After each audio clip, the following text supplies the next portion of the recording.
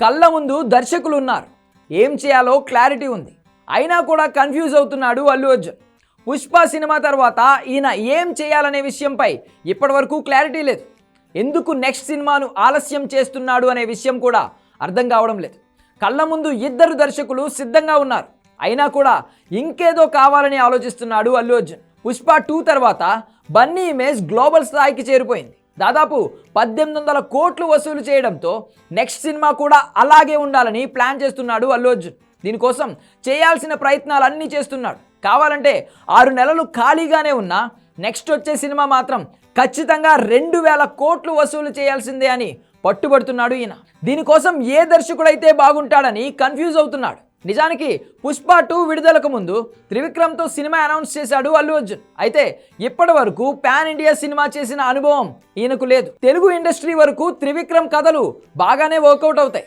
తెలిసిన కథనే అలా ఇలా మార్చి చెప్పడంలో మాస్టర్ మన గురూజీ. కానీ పాన్ ఇండియా సినిమా చూసే సత్తా ఈయనకు ఉందా లేదా అనే అనుమానాలు అలాగే ఉన్నాయి. పైగా గుంటూరు కారం కూడా అంతంత మాత్రంగానే ఆడింది. ఇలాంటి సమయంలో గురూజీని నమ్మి సినిమా ఇవ్వాలా వద్దా అనే డైలమాలో పడిపోయాడు అల్లు అర్జున్. అందుకే అనౌన్స్ చేసి ఇన్ని రోజులైనా ఇంతవరకు పూజా కార్యక్రమాలు కూడా చేయలేదు. అన్నింటికీ మించి త్రివిక్రమ్ ఇప్పటి వరకు కథ కూడా సిద్ధం చేయలేదని తెలుస్తోంది. కెరియర్లో మొదటిసారి మైథలాజికల్ సబ్జెక్ట్ సిద్ధం చేస్తున్నాడు మాటల మాంత్రికుడు. పాన్ ఇండియా సినిమా చేయాలంటే కథ కూడా అలాగే ఉండాలని ఇతిహాసాల వైపు వెళ్తున్నాడు త్రివిక్రమ్. కార్తికేయ స్వామి నేపథ్యంలో ఈ సినిమా వస్తుందని తెలుస్తోంది. మరోవైపు అట్లీ కూడా అల్లు అర్జున్ కోసం కథ సిద్ధం చేసుకున్నాడు.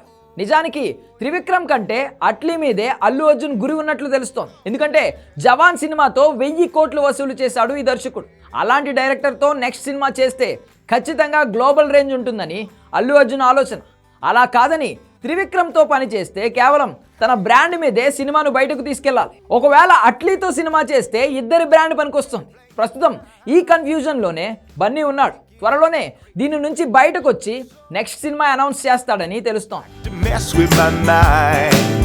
Well, if you're gonna say no, I wish you'd just tell me so.